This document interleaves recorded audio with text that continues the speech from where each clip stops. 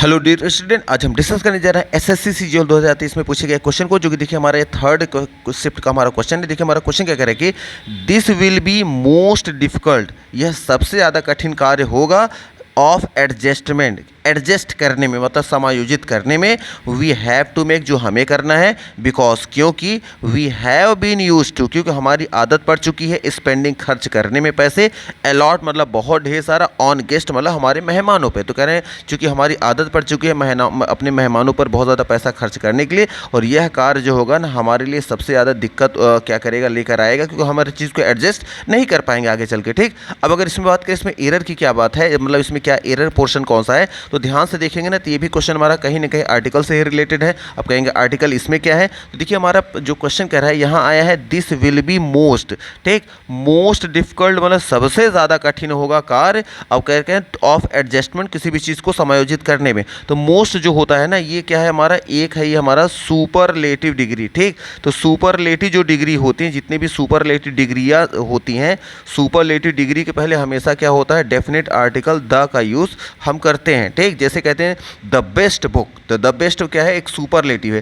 तो जितने भी सुपरलेटिव डिग्रियां होती हैं, सुपरलेटिव डिग्री के पहले जनरली हम क्या लगाते हैं, हम द का यूज़ करते हैं। और यहाँ देखिए द मिसिंग है और यही हमारा एरर है, यहाँ पे मोस्ट नहीं बल्कि द मोस्ट डिफिकल्ट होना चाहिए था। तो आर्टिकल यहाँ मिसिंग होने की वजह से यहाँ द मोस्ट में क्या है, एरर है।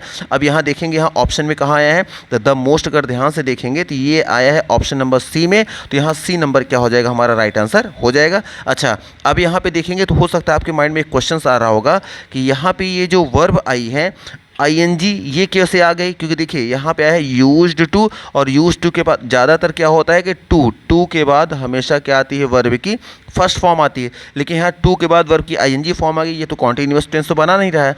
याद रखिएगा यूज्ड टू के पहले अगर देखिए यहाँ नीचे दिया गया है बी का मतलब होता है होना। अगर यूज्ड टू के पहले बी आ जाए, is, am, are, was, were, be, been, is, मतलब कुछ भी बी का कोई भी रूप, देखिए बी से निकली हुई वर्ब क्या है, एम आर होता है। इसको हम बोलते हैं एम आर जो होता है बी का फर्स्ट फॉर्म होता है, वॉज वर्ब जो होता है बी का सेकंड फॉर्म होता है, और बी डबल ई एन होता है बी का थर्ड फॉर्म, बीइंग जो होता है ये वर्ब की फोर्थ फॉर्म, और जो इज होता है ये बी का होता है आपका फिफ्थ फॉर्म। ठीक, तो बी का कोई भी रूप आ जाए यूज टू के पहले, तो यूज टू के बाद हमेशा आईएनजी फॉर्म आती है। और देखिए यहाँ बीन क्या है, बी का आईएनजी ये क्या है, वर्ब की थर्ड फॉर्म के रूप में है।